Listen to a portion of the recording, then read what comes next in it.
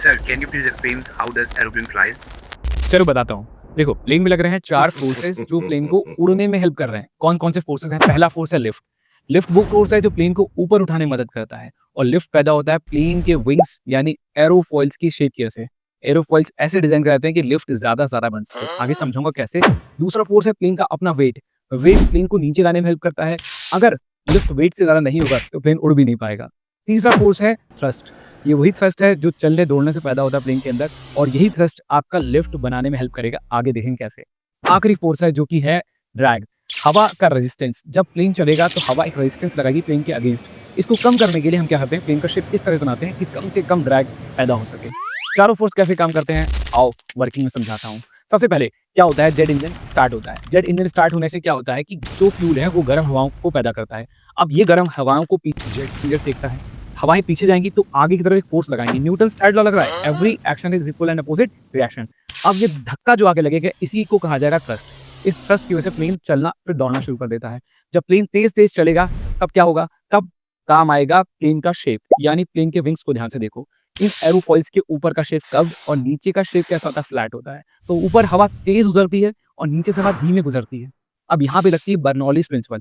जहां हवा तेज है वहां प्रेशर कम और जहां हवा धीमे है वहां प्रेशर ज्यादा रहता है। इस प्रेशर डिफरेंस की वजह से एक फोर्स पैदा होता है जिसको कहा जाता है लिफ्ट फोर्स।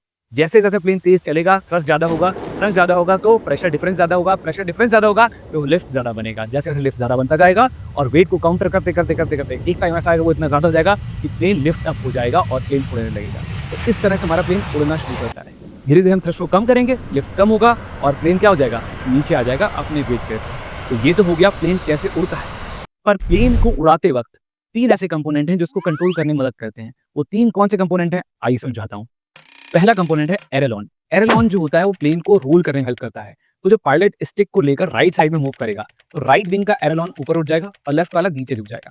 अब लेफ्ट साइड में ज्यादा लिफ्ट लगेगा तो ये साइड से प्लेन ऐसे हो जाएगा और राइट साइड में नीचे की तरफ हो जाएगा, तो राइट रोल होने लगा। इसके अगेंस्ट अगर हम लेफ्ट साइड में रोटेट करेंगे स्टिक को तो क्या हो जाएगा, लेफ्ट साइड में पूरा प्लेन घूम जाएगा। तो एरोलॉन का हेल्प से क्या करते हैं, प्लेन को रोटेट कराते हैं।